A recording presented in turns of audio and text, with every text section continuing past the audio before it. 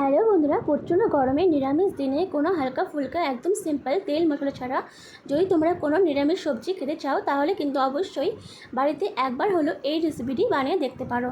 তো বন্ধুরা, তোমরা সবাই কেমন আছো? আশা করি ভালো আছো, আর আমিও অনেক ভালো আছি। আর তোমরা দেখছো সম্পর্ক ছোটো রান্নাঘর। আর আমার আজকের রেসিপি হচ্ছে নিরামিষ পাঁচমিশালি সবজি। তো চলো রেসিপিটা শুরু করা যাক।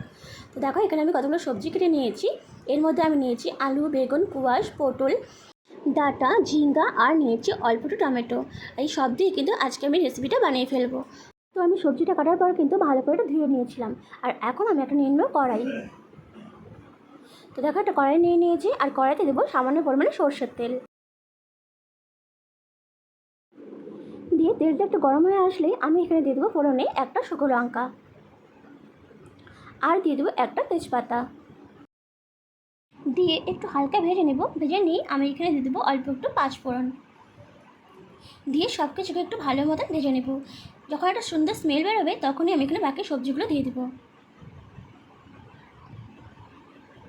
তো দেখো, সবগুলো সবজি কিন্তু আমি এখানে দিয়ে দিচ্ছি। আর বন্ধুরা, তোমাদের যদি আমার রেসিপিগুলো ভালো লেগে থাকে তো প্লিজ একটা লাইক আর সাবস্ক্রাইব করে তোমরা আমার পাশে দেখে যেও। আর পাশে থাকা বেল বাটনটা প্রেস করে দিও, যাতে যখনই আমি নতুন নতুন ভিডিও পোস্ট করব তোমাদের কাছে সবার প্রথমে পৌঁছে যায়। তো দেখো, সমস্ত সবজি দেওয়া হয়ে গেছে, আর দিচ্ছি এখানে চারটের মধ্যে কাঁচা লঙ্কা।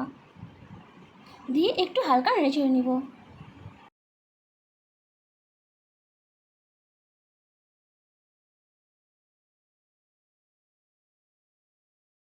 হালকা নেড়ে চেড়ে নিয়েছি। নেড়ে চেড়ে নেওয়ার পর এখন আমি এখানে দিব সামান্য পরিমাণে লবণ।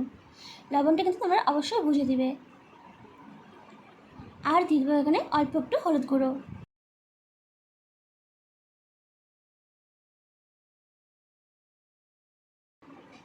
দিয়ে এখন আবার সমস্ত কিছুকে ভালো করে একটু মিক্সড করে নেব।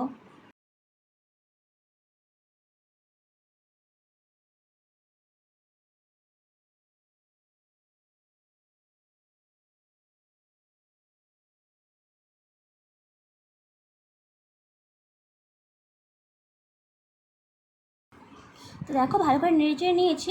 আর এখন আমি এটাকে ঢাকা দিয়ে রেখে দেবো কম করে 10 মিনিটের মতন, যাতে সবজিটা ভালো করে সেদ্ধ হয়ে যায়। তো দেখো, 10 মিনিটের জন্য ঢাকা দিয়ে রেখে দিলাম।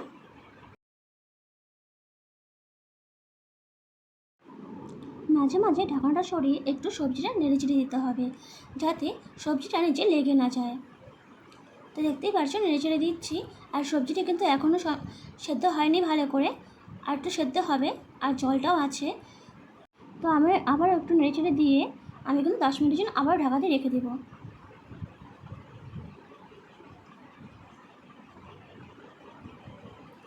তো দেখো, 10 মিনিট পরে ফিরে আসলাম।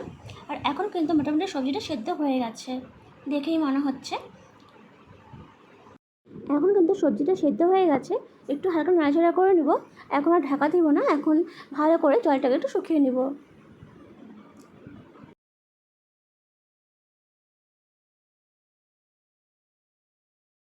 দেখো, 2 থেকে 3 মিনিট পর সবজিটা কিন্তু অনেকটা জলটা টেনে নিয়েছে। আবারও ভালো করে নেড়ে দিতে হবে, যাতে বাকি জলটাও শুকিয়ে যায়। তো দেখো, এখন জলটা অনেকটাই শুকিয়ে গেছে। এখন সবজিটা একটু ভাজা ভাজা করে নেব। এতেই করে কিন্তু সবজিটা বেশ খেতে ভালো লাগবে।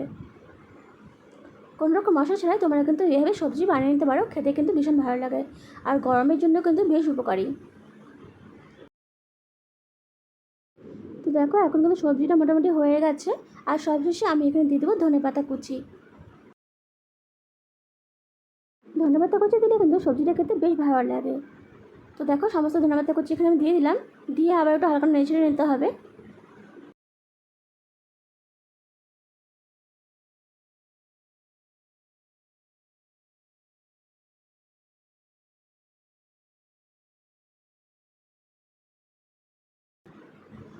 তো দেখো, এখন কিন্তু সবজিটা মোটামুটি হয়ে গেছে। আর একটু হালকা নেড়ে আমি কিন্তু নামিয়ে নিব।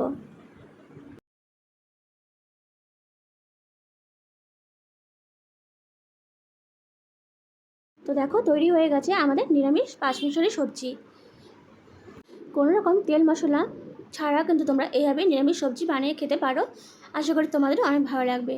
তো বন্ধুরা, রেসিপিটা কেমন লাগলো অবশ্যই জানাবে। আর যদি ভালো লেগে থাকে তো প্লিজ একটা লাইক, কমেন্ট, শেয়ার আর সাবস্ক্রাইব করে তোমরা আমার পাশে থেকে যেও। আর পাশে থাকা বেল বাটনটা প্রেস করে দিও, যাতে যখনই আমি নতুন নতুন ভিডিও পোস্ট করব তোমাদের কাছে সবার প্রথমে পৌঁছে যায়।